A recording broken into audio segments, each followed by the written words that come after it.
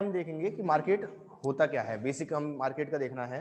Basically market जो है general हम टर्म्स में देखते हैं तो मार्केट उस जगह को माना जाता है, उस प्लेस को माना जाता है जहां पर परचेज और सेल एक्टिविटीज होती है, या फिर परचेजर और सेलर दोनों एग्जिस्ट होते हैं। जहां पर डिमांड भी है और जहां सप्लाई भी है, वहां पर मार्केट जनरली हम मानते हैं। ठीक है, जब इकोनॉमिक्स की हम बात करते हैं मार्केट की, इकोनॉमिक्स में हम मार्केट की बात करते हैं तो वहां पर मार्केट वर्ड जो है बहुत वाइडर है। ठीक है, जनरली हम एक प्लेस को मार्केट मानते हैं। जनरली हम क्या मानते हैं, एक प्लेस होना चाहिए, एक स्थान होना चाहिए जहां पर क्या होना चाहिए, परचेजर होना चाहिए, ठीक है, और सेलर होना चाहिए। मतलब परचेज और सेल दोनों एक्टिविटीज जहां पर होगी वहां पर क्या होगा, मार्केट होगा। ठीक है, बट जब इकोनॉमिक्स में हम वाइड टर्म्स में देखेंगे तो एक प्लेस को मार्केट नहीं कहते हम। प्लेस को हम मार्केट नहीं कहेंगे। स्थान एक ऐसा नहीं है कि एक प्लेस केवल मात्र फिजिकल हो, वर्चुअल प्लेस भी हो सकता है। जैसे for example in present condition में आप देखोगे अमेजॉन है, फ्लिपकार्ट है, ये सब जो है कोई स्थान नहीं है। ठीक है, that is the virtual site. वो क्या है, एक वर्चुअल साइट है जहां पर परचेजर और सेलर एग्जिस्ट है। ठीक है, तो परचेज और सेल एक्टिविटीज मैन है, प्लेस महत्वपूर्ण नहीं है। प्लेस इंपॉर्टेंट नहीं है, स्थान महत्वपूर्ण नहीं है मार्केट के लिए। मार्केट के लिए इंपॉर्टेंट है परचेज और सेल एक्टिविटीज होनी चाहिए, वहां मार्केट एग्जिस्ट होगा। ठीक है, अब बात ये आती है मार्केट के अंदर जब हम एक डेफिनेशन देंगे, ये तो एक जनरल टर्म की बात हुई। मार्केट को जब हम डिफाइन करेंगे तो कैसे करेंगे, मतलब कोई परचेज और सेल एक्टिविटीज जहां पर हो रही है, ठीक है, मतलब वेयर परचेज और sale activities exist then it is called as market, इसे हम मार्केट कहेंगे। अब क्वेश्चन आता है कि मार्केट, जब हम टर्म्स को समझ लिया, डेफिनेशन को समझ लिया हमने, तो क्वेश्चन आता है कि मार्केट को इफेक्ट कौन कौन सी चीजें करती है, कौन कौन से एलिमेंट्स मार्केट को इफेक्ट करते हैं। ठीक है, तो उनमें हम एलिमेंट की जब बात करते हैं तो सबसे पहले जो एलिमेंट होता है वो होता है प्रोडक्ट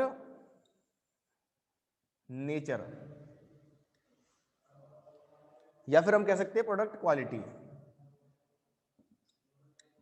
वस्तु का गुण और प्रकृति, प्रोडक्ट का नेचर और क्वालिटी जो है वो मार्केट को इफेक्ट करता है सबसे फर्स्ट जो है।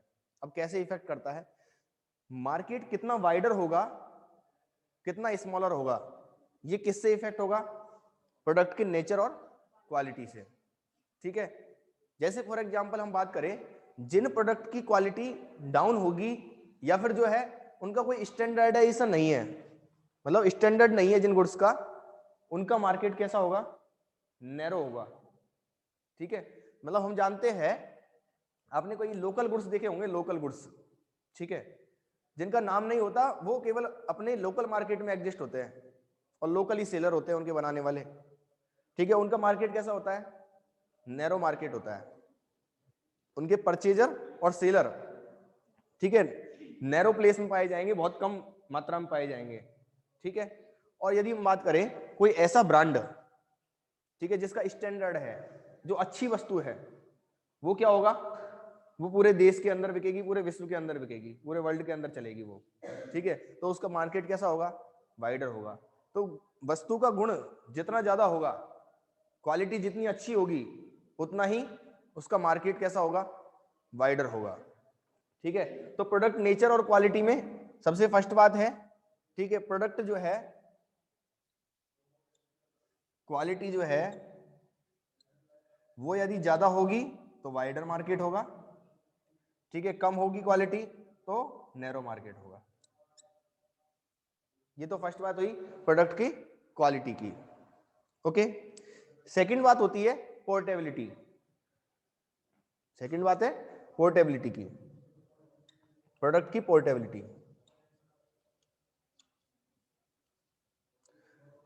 पोर्टेबिलिटी का मतलब होता है आप एक जगह से दूसरे जगह पर कितने इजीली उसको ले जा सकते हो, दैट इज पोर्टेबिलिटी। ठीक है, मार्केट में जो वस्तु पोर्टेबल होगी, ठीक है, उस वस्तु के लिए अब हम देखेंगे तो वह उसका मार्केट कैसा होगा, वाइडर होगा, ठीक है, लार्ज होगा। जो पोर्टेबल गुड्स होंगे जिनको आप आसानी से एक जगह से दूसरी जगह ले जा सकते हो, उनका मार्केट कैसा होगा, वाइडर होगा, ठीक है। और नहीं तो क्या होगा, मार्केट नैरो होगा। जो बड़ी मशीनें होती है ना, उनका मार्केट नैरो ही होता है, बड़ी मशीनों का तो, ठीक है। नहीं तो उनको कैसे बेचा जाता है, पार्ट्स में बेचा जाता है, उनको पार्ट्स में बेचा जाता है। उनके छोटे छोटे पार्ट्स आते हैं और उनको क्या किया जाता है, लोकल लेवल पर असेंबल किया जाता है और फिर उनको बेचा जाता है। तो उनका मशीन का मार्केट तो कैसा है, नैरो है। और जो उसके पार्ट्स हैं जिनको पोर्टेबल हम कर सकते हैं, उनका मार्केट कैसा है, वाइडर है। तो जितनी ज्यादा गुड्स की पोर्टेबिलिटी होगी उतना ही ज्यादा मार्केट कैसा होगा, वाइडर होगा, ठीक है। तो पोर्टेबिलिटी हाई है तो मार्केट वाइडर होगा, पोर्टेबिलिटी यदि लो है तो मार्केट नैरो होगा। थर्ड है ड्यूरेबिलिटी।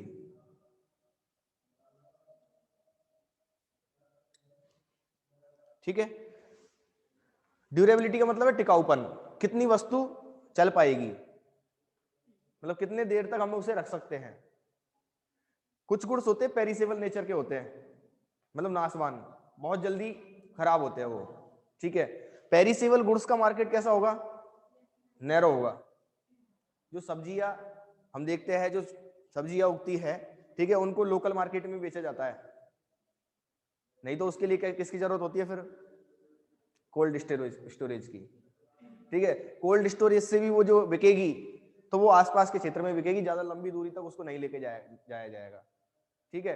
तो जितनी ज्यादा ड्यूरेबिलिटी होगी गुड्स की, जितना ज्यादा टिकाऊपन होगा, ठीक है, उतनी ही ज्यादा क्या होगा, मार्केट वाइडर होगा उसका, क्योंकि ज्यादा दूरी तक ले जा सकते हो और वहां पर भी बेच सकते हो आप फिर, ठीक है। और ड्यूरेबिलिटी यदि कम होगी तो आप मार्केट नैरो होगा उसका, ठीक है। तो ड्यूरेबिलिटी यदि हाई है तो मार्केट भी वाइडर होगा और यदि लो है तो मार्केट नैरो होगा। तो ये तो बात हुई किसकी, प्रोडक्ट के नेचर और क्वालिटी की, ठीक है। इसके अलावा हम और भी प्रोडक्ट की क्वालिटी नेचर देख सकते हैं, जिससे कुछ कई सीजनेबल गुड्स होते हैं। सीजनेबल गुड्स का मार्केट जो होता है ना, वो नैरो होता है, ठीक है, क्योंकि वो पर्टिकुलर सीजन पर बिकते हैं।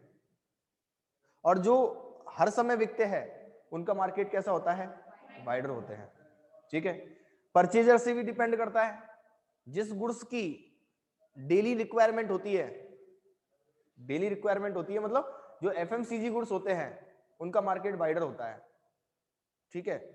और जो ऐसे गुड्स होते हैं जिनको बहुत कम मात्रा में यूज लिया जाता है, ठीक है, उनका मार्केट कैसा होगा, नैरो होगा, ठीक है। तो ये जो है प्रोडक्ट के नेचर और क्वालिटी से रिलेटेड बात है सारी। प्रोडक्ट का नेचर और क्वालिटी किसको इफेक्ट करेगा, मार्केट को इफेक्ट करेगा सबसे पहला। तो दूसरा मार्केट को इफेक्ट करेगा कंडीशंस, जो हम कह सकते हैं नेशनल कंडीशंस।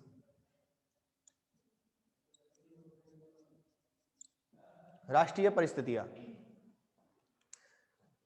यदि हम बात करें जिन देशों में इंटरनल सिक्योरिटी अच्छी होगी, इंटरनल सिक्योरिटी अच्छी होगी, आंतरिक सुरक्षा अच्छी होगी, तो वहां पर व्यापार कैसा होगा, फ्री होगा और फ्री ट्रेड होगा। और फ्री ट्रेड के कारण वहां पर मार्केट कैसा पाया जाएगा, वाइडर पाया जाएगा, ठीक है। और जिन देशों में इंटरनल सिक्योरिटी लेकर नहीं आएगा सर, चलो ठीक है। जिन देशों में इंटरनल सिक्योरिटी क्या होगी, कम होगी, मींस जहां पर आंतरिक सुरक्षा नहीं है या युद्ध चल रहे हैं, वॉर कंडीशंस जहां पर एग्जिस्ट करती है, वहां पर मार्केट कैसा हो जाएगा, नैरो हो जाएगा। अब यदि मान लीजिए, ऐसे ही मान लीजिए कि लॉकडाउन हुआ, ठीक है, एक ऑड कंडीशन आई देश के सामने, और उस स्थिति में देश में जो गुड्स बिक रहे थे वो उसी जगह के बिक रहे थे, बाहर से माल आना बंद हो गया था, ट्रांसपोर्टेशन बंद हो गया था, ठीक है, मींस मार्केट कैसा हो गया, नैरो हो गया उस समय। तो जहां पर वॉर कंडीशंस एग्जिस्ट होती है, इंटरनल सिक्योरिटी पर कोई क्वेश्चन हो जाता है, हमारी आंतरिक सुरक्षा प्रभावित हो जाती है देश की, तो वहां पर क्या हो जाता है, मार्केट नैरो हो जाता है। इसके अलावा नेशनल कंडीशन में पहला तो इंटरनल सिक्योरिटी हो गई, आंतरिक सुरक्षा हो गई, आंतरिक सुरक्षा तो इंटरनल हो गई। इसके अलावा बाह्य सुरक्षा, एक्सटर्नल सिक्योरिटी एक तो हुई, जैसे फॉर एग्जांपल पंजाब में या फिर दिल्ली में अभी किसान आंदोलन चल रहा है, ठीक है, तो उस कंडीशन में वहां पर मार्केट इफेक्ट होगा। गुजरों ने यहां पर आंदोलन कर दिया, ठीक है, जैसे फॉर एग्जांपल यहां पर कर दिया आंदोलन, तो ट्रैक बंद हो गए, तो यहां पर मार्केट बंद हो गया, मतलब यहां पर जो ट्रेन से जो माल आ रहा था, ठीक है, वो बंद हो गया जैसे। ओके, तो ये जो नैरो कंडीशन बना देते हैं, ये इंटरनल है सारा, ये तो बात हुई इंटरनल सिक्योरिटी की। अब इसके अलावा एक्सटर्नल सिक्योरिटी भी, ठीक है, या फिर पॉलिटिकल कंडीशंस जिसे हम कह सकते हैं, पॉलिटिकल कंडीशंस भी इसे इफेक्ट करेगी कि हमारे, मान लीजिए चाइना से हमारे अच्छे रिलेशन थे, ठीक है, और उन पर कोई प्रभाव पड़ा, तो ऐसी कंडीशन में चाइना के साथ जितना भी व्यापार हो रहा था, चाइना के साथ जितना भी माल हमारे देश में आ रहा था, वो क्या हो गया, रुक गया, ठीक है। तो वहां का जो मार्केट है, मतलब एक वाइडर मार्केट था, चाइना के गुड्स का जो मार्केट था वो इंडिया में भी था, तो इंडिया का मार्केट उसका खत्म हो गया। मतलब हम ये देखते हैं ना कि हम कई बार न्यूज में देखते हैं कि चाइना का जो मार्केट है वो इंडिया के अंदर कम पड़ता जा रहा है, ठीक है, तो वो ऐसा इसलिए कि भाई मार्केट नैरो हो गया उसका चाइना तक ही सीमित हो गया, इंडिया तक जो वाइडर मार्केट था वो चाइना तक ही लिमिटेड हो गया। वो किस लिए, पॉलिटिकल कंडीशंस से। किससे हुआ ये, पॉलिटिकल कंडीशंस से। तो पॉलिटिकल कंडीशंस भी किसको इफेक्ट करेगी, मार्केट को इफेक्ट करेगी कि राजनीतिक परिस्थितियां कैसी है, ठीक है। तो इसके अलावा देखो शांति और सुरक्षा हो गई, इंटरनल सिक्योरिटी हो गई। इसके अलावा ट्रांसपोर्टेशन कितना अच्छा है, नेशनल कंडीशन में हमारा अगला है ट्रांसपोर्टेशन कितना है हमारे पास। ट्रांसपोर्टेशन जितना ज्यादा है, जितना ज्यादा हम ट्रांसपोर्ट रख पा रहे हैं, उतना ज्यादा हमारे पास मार्केट क्या होगा, वाइडर होगा, ठीक है। जहां पर ट्रांसपोर्टेशन नहीं है वहां पर मार्केट कैसा हो जाएगा, नैरो हो जाएगा अपने आप, ठीक है। ट्रांसपोर्टेशन भी इसको इफेक्ट करेगा फर्दर।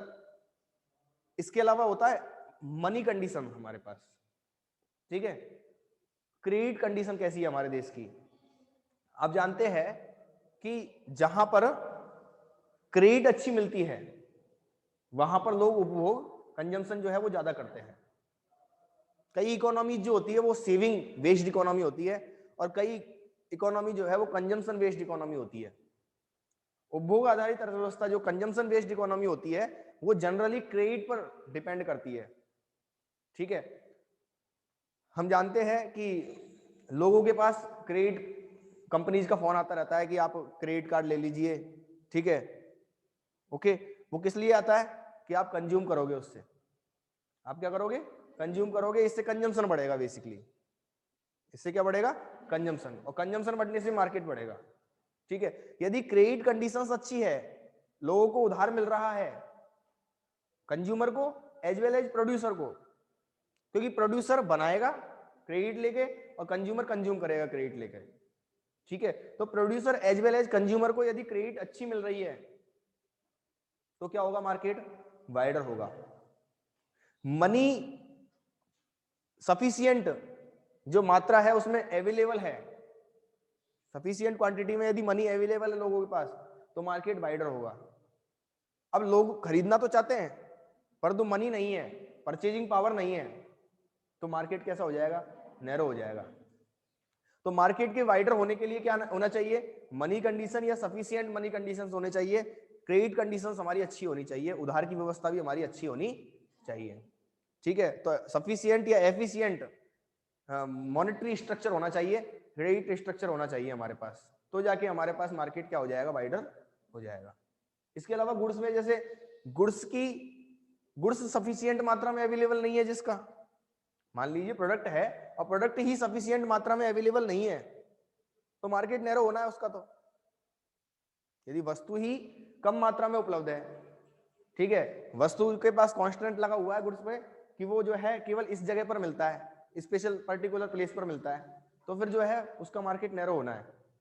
जिसकी सप्लाई नहीं हो सकती, जिसको डिमांड के अकॉर्डिंग एडजस्ट ही नहीं किया जा सकता, उसका मार्केट नैरो होगा हमेशा, ठीक है। और जिस गुड्स को हम डिमांड के अकॉर्डिंग एडजस्ट कर सकते हैं या सफिशिएंट सप्लाई अवेलेबल है तो उसका मार्केट कैसा होना है, वाइडर होना है, ठीक है। तो इस तरीके से हमारे पास दो तरीके से हम देखते हैं इसको, एक तो प्रोडक्ट नेचर क्वालिटी से रिलेटेड, तो इसमें मैंने आपको बताया प्रोडक्ट क्वालिटी कैसी है, पोर्टेबिलिटी कैसी है, ड्यूरेबिलिटी कैसी है, सफिशिएंट सप्लाई है या नहीं है, ठीक है, सफिशिएंट सप्लाई है या नहीं है इसकी। यदि सफिशिएंट सप्लाई है तो फिर क्या होगा, मार्केट वाइडर होगा। इंटरनेशनल कंडीशन में मैंने आपको क्या बताया, इंटरनल सिक्योरिटी, ठीक है, एक्सटर्नल सिक्योरिटी जिसमें पॉलिटिकल कंडीशंस के बारे में बताया मैंने आपको, ठीक है। फर्दर मैंने ट्रांसपोर्टेशन,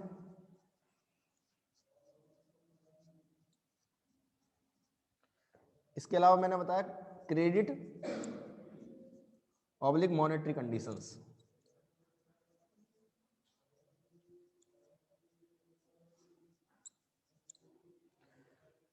ये चार मैंने आपको यहाँ पर नेशनल कंडीशन में बताई, राष्ट्रीय परिस्थितियां कैसी है, और फर्दर जो है हमारे पास प्रोडक्ट की नेचर और क्वालिटी कैसी है।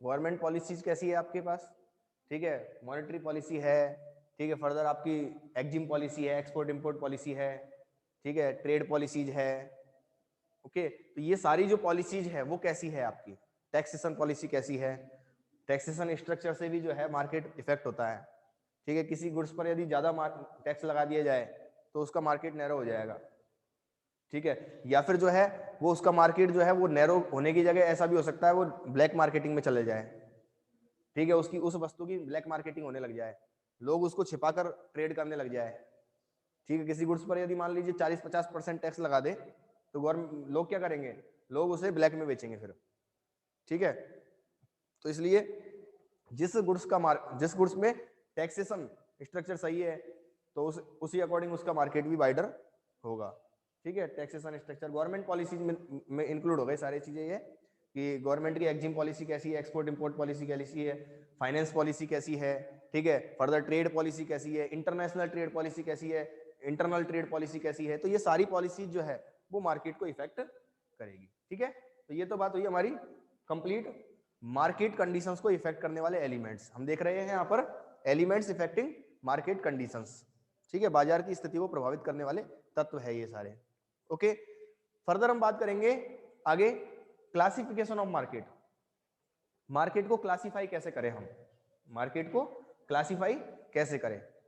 हम 4 आधार पर 4 बेसिस पे हम क्या करते हैं, मार्केट को क्लासिफाई करते हैं। मार्केट को क्लासिफाई करने के लिए हमारे कितने बेसिस हैं, 4 बेसिस है, ठीक है। उसमें फर्स्ट बेसिस जो है वो हमारा है according to region. According to region मतलब क्षेत्र के अनुसार हम क्या कर रहे हैं, वर्गीकरण कर रहे हैं, क्लासिफिकेशन कर रहे हैं, ठीक है। मार्केट को क्लासिफिकेशन का पहला बेसिस क्या है, अकॉर्डिंग टू रीजन।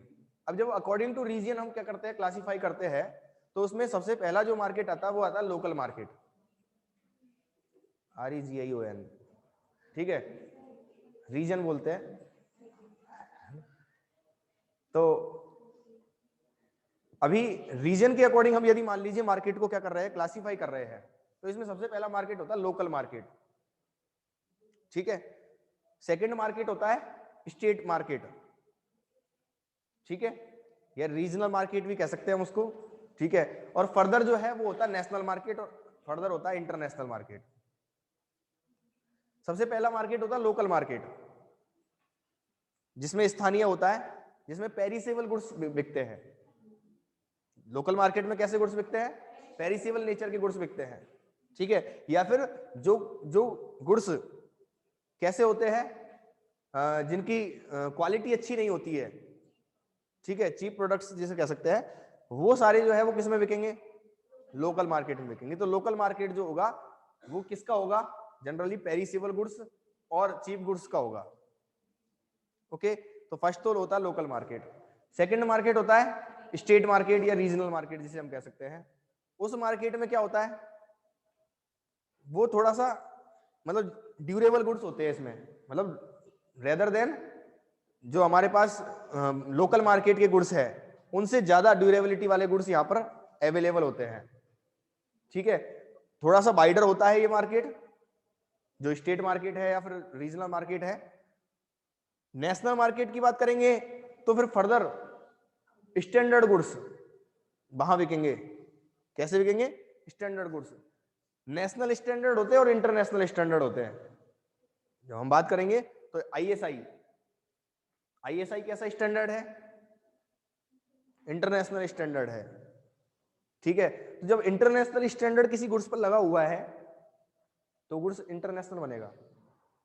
ठीक है, जिस गुड्स के बारे में स्टैंडर्डाइजेशन वर्ल्ड ने डिसाइड कर रखा है, 24 कैरेट गोल्ड, ठीक है, तो गोल्ड का मार्केट कैसा है?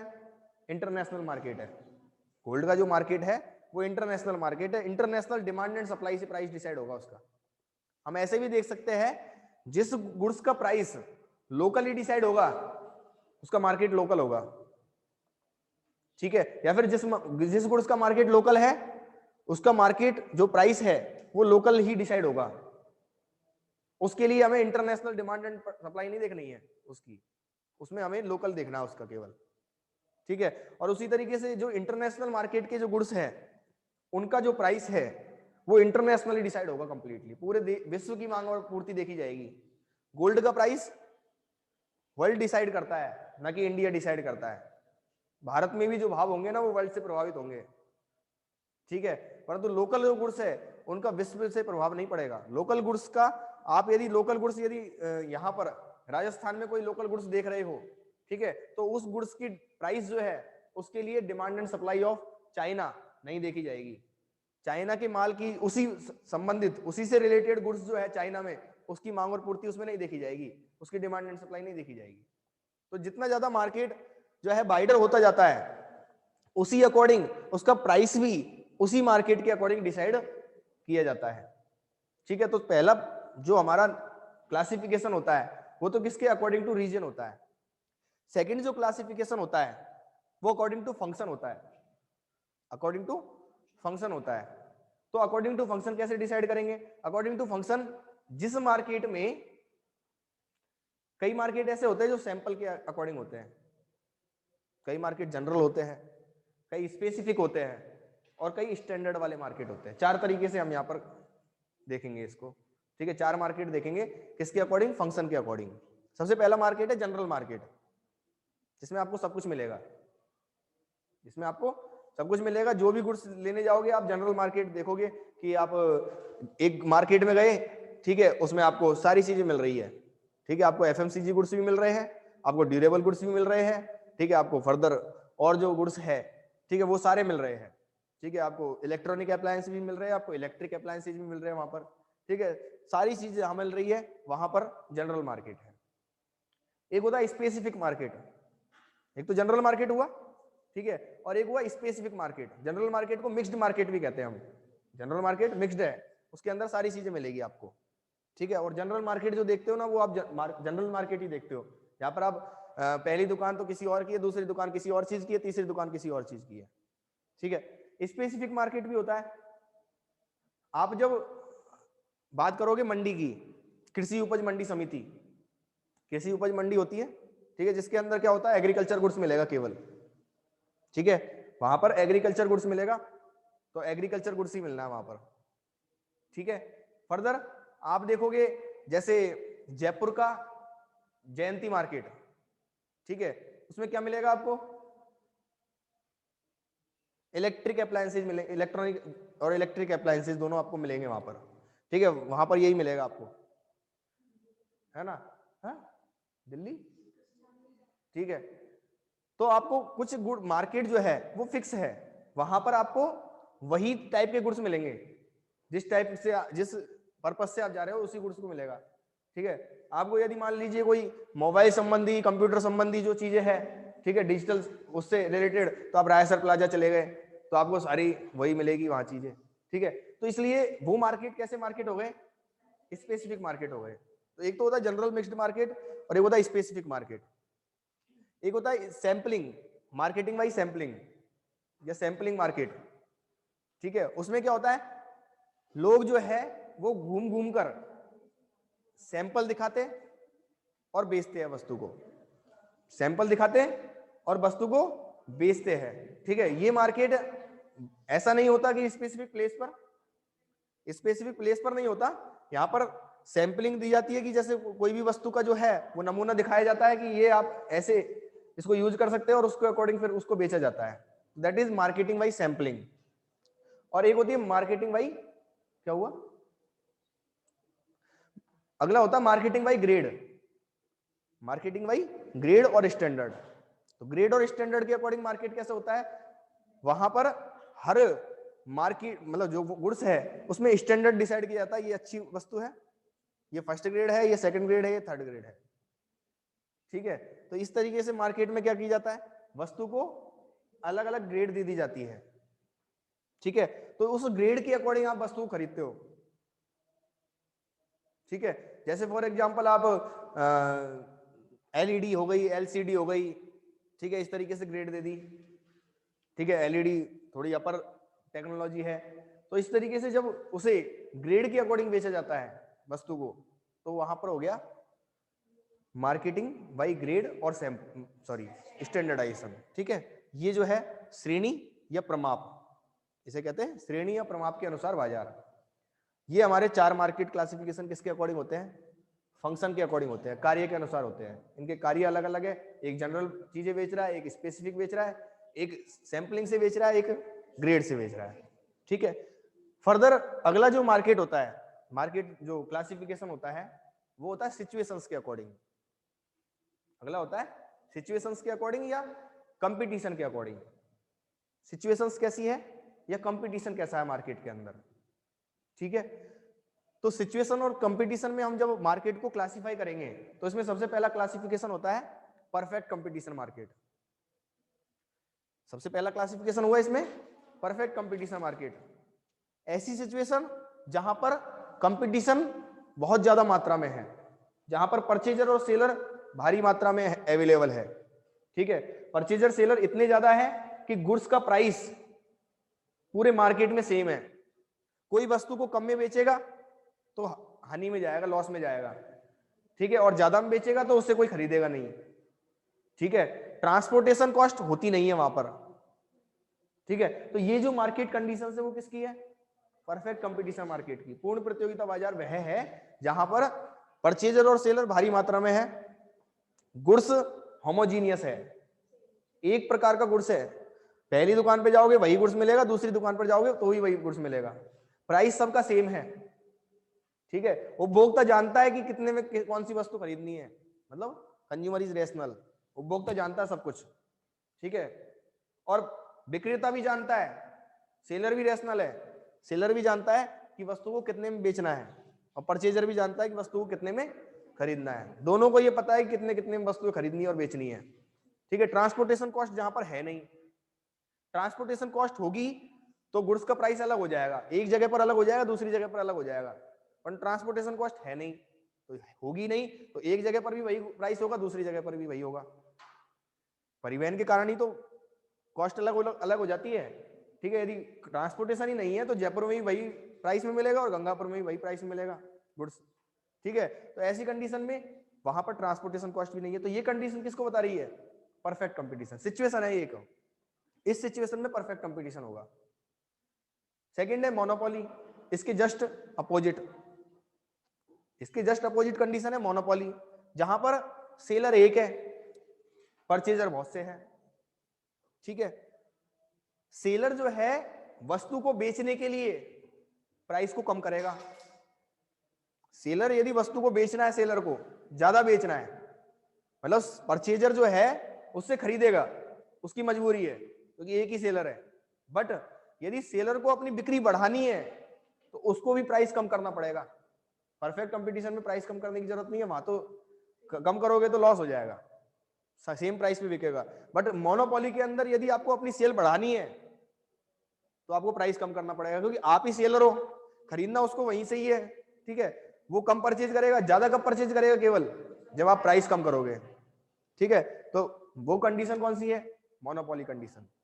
एकाधिकार के अंतर्गत भी, मतलब कई लोग कहेंगे कि मोनोपोली के अंदर प्राइस क्यों कम करता है वो, तो मोनोपोली के अंदर भी प्राइस कम करना पड़ता है यदि आपको अधिक वस्तु बेचनी है तो। ज्यादा वस्तु बेचने के लिए मोनोपोली सेलर को भी अपना प्राइस क्या करना पड़ता है, कम करना पड़ता है। तो ये कंडीशन है मोनोपोली की, ठीक है।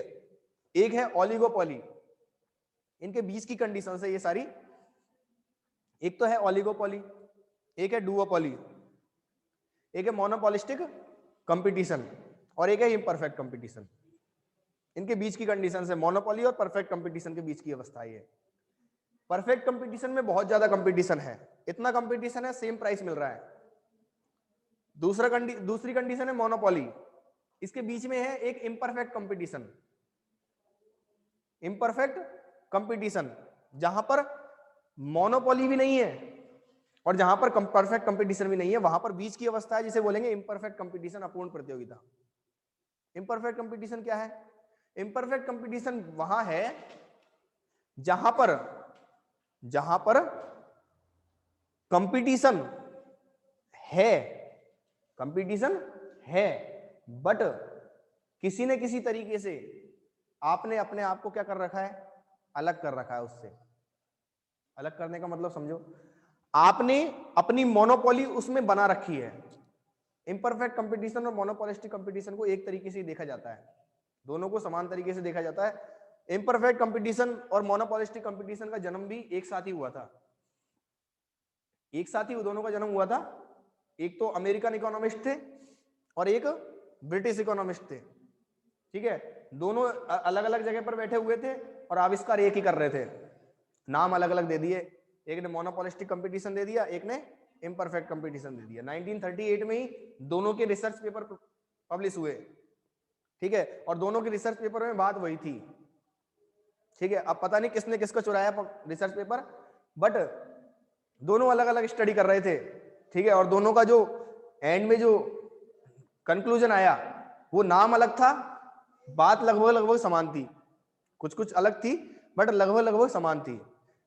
वहां मोनोपोलिस्टिक कंपटीशन या परफेक्ट कंपटीशन इम्परफेक्ट कंपटीशन इस बात को बता रहा है जहां पर कंपटीशन तो है, ठीक है, सेलर भी है और परचेजर भी है, पर्याप्त मात्रा में है, बहुत ज्यादा भी नहीं है, पर्याप्त मात्रा में है, ठीक है।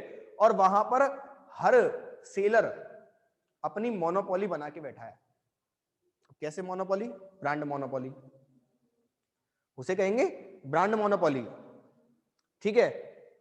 सेलर बहुत सारे हैं बट अपने अपने ब्रांड में मोनोपोली बनाए बैठे हैं। मतलब जैसे बीड़ी है या सिगरेट है, ठीक है, उनमें क्या होता है, व्यक्ति वही खरीदता है जो उसको लेनी होती है, ठीक है। ऐसे होता है, ब्रांड मोनोपोली है वो क्या, बहुत सारे सेलर है। एक एग्जांपल दे रहा हूं, हंसने की बात नहीं है ये, ठीक है। वो क्या है, वही ले रहा है, वही गुड्स ले रहा है, ठीक है। इसके अलावा बहुत सारे गुड्स में हो सकता है ऐसा, बहुत सारे गुड्स में ऐसा हो सकता है वहां ब्रांड मोनोपोली चलती है, बहुत सारे सेलर है बट लोग उसी ब्रांड को क्या करते हैं, परचेज करते हैं। तो कंपटीशन होते हुए भी अपनी मोनोपोली को छोड़ा नहीं है उसने, मतलब ब्रांड मोनोपोली है वहां पर, अकेला सेलर नहीं है, फिर भी मोनोपोली है ब्रांड की। तो that is monopolistic competition. Competition है बट मोनोपोली बनाए हुए है, ठीक है। मोनोपोलिस्टिक कंपटीशन को इम्परफेक्ट कंपटीशन हम यहां पर कहेंगे। ओलिगोपोली, वहां पर कुछ विक्रेता है, केवल कुछ विक्रेता है, ठीक है, और सेलर परचेजर बहुत सारे हैं, ठीक है, वो हो गई ओलिगोपोली। और डुओपोली, जहां पर दो ही सेलर है, जहां पर द्वयाधिकार, डुओपोली द्वयाधिकार, ओलिगोपोली अल्पाधिकार, ठीक है। मोनोपोलिस्टिक कंपटीशन एकाधिकारात्मक प्रतिस्पर्धा, मोनोपोली एकाधिकार, परफेक्ट कंपटीशन पूर्ण प्रतियोगिता, ठीक है। ये सब जो है वो कंडीशंस हमारे पास मार्केट में सिचुएट होगी, उसके अकॉर्डिंग मार्केट चलेगा। मार्केट में डिमांड कितनी होगी, मार्केट में सप्लाई क्या होगी, मार्केट में प्राइस क्या होगा, ये सब कौन डिसाइड करेगा, ये कंडीशंस डिसाइड करेगी। क्योंकि इन कंडीशंस से मार्केट की डिमांड एंड सप्लाई प्रभावित होगी। मार्केट की डिमांड कैसी होगी, इलास्टिक होगी, इनइलास्टिक होगी, कैसी होगी, परफेक्टली इलास्टिक होगी या परफेक्टली इनइलास्टिक होगी, ये सब कौन डिसाइड करेगा, ये कंडीशंस डिसाइड करेगी। हो सकता है एक मोनोपोली सेलर इंडिया में मोनोपोली रखता है बट अमेरिका में कंपटीशन का सामना करना पड़ रहा है उसको, मतलब यहां पर तो मोनोपोली है उसकी और वहां पर कंपटीशन का सामना करना पड़ रहा है। एक जगह तो वो कंपटीशन में है, एक जगह मोनोपोली में है, तो अलग अलग मार्केट कंडीशंस के अकॉर्डिंग उसको अलग अलग प्राइस डिसाइड करना है। अमेरिका के लिए अलग करना है और इंडिया के लिए अलग प्राइस डिसाइड करना। कॉस्ट उसकी सेम है, कॉस्ट उसकी सेम है, बट उसको अलग अलग प्राइस डिसाइड करना है। तो ये सब मार्केट कंडीशंस के अकॉर्डिंग डिसाइड करेगा वो, ठीक है। और अंतिम जो हमारे पास क्लासिफिकेशन है वो है according to time, according to time, जिसको मैंने पहले ही बताया था। Very short term market, short term market, long term market और वेरी लॉन्ग टर्म मार्केट, ठीक है। 4 टाइप में हम यहाँ पर डिसाइड करेंगे। इसमें भी वेरी शॉर्ट टर्म, ठीक है, short term, long term, very long term, और चारों का डिफरेंस भी मैं ऑलरेडी आपको बता चुका। वेरी शॉर्ट टर्म जहां पर डिमांड के अकॉर्डिंग सप्लाई को कुछ भी नहीं कर सकते आप चेंज, डिमांड होगी चेंज बट सप्लाई कुछ भी चेंज नहीं कर सकते सप्लाई में आप, वो है वेरी शॉर्ट टर्म। मांग में परिवर्तन हुआ परंतु आप प्रोडक्शन नहीं कर सकते इतना, आपका प्रोडक्शन वही रहेगा, तो वेरी शॉर्ट टर्म, बहुत कम समय है, ठीक है। शॉर्ट टर्म में डिमांड चेंज होगी, सप्लाई को चेंज करेंगे बट सप्लाई डिमांड के अकॉर्डिंग एडजस्ट नहीं हो पाएगी, वहां तो बिल्कुल ही चेंज नहीं होगी वेरी शॉर्ट टर्म में, तो यहाँ चेंज होगी बट डिमांड के अकॉर्डिंग हो नहीं पाएगी। और डिमांड के अकॉर्डिंग सप्लाई चेंज हो जाएगी लॉन्ग टर्म में, जितनी डिमांड चेंज होगी उतनी सप्लाई हम चेंज कर लेंगे लॉन्ग टर्म में। और वेरी लॉन्ग टर्म में टेक्नोलॉजी ही चेंज हो जाएगी, गुड्स की क्वालिटी चेंज हो जाएगी, मतलब वो गुड्स ही चेंज हो जाएगा। मतलब आप अच्छे गुड्स का, मतलब जो डिमांड करेगा ना, डिमांड करने वाला, उससे अच्छी वस्तु आप उसको प्रोवाइड कर दोगे सप्लाई में, ठीक है। That is very long term. तो very short term, long term और वेरी लॉन्ग टर्म, ये 4 टाइप्स में हम क्लासिफाई करेंगे अकॉर्डिंग टू टाइम। तो इस तरीके से 4 बेसिस हमारे कंप्लीट मार्केट को क्लासिफाई करने के होते हैं। तो आज के लिए बस इतना।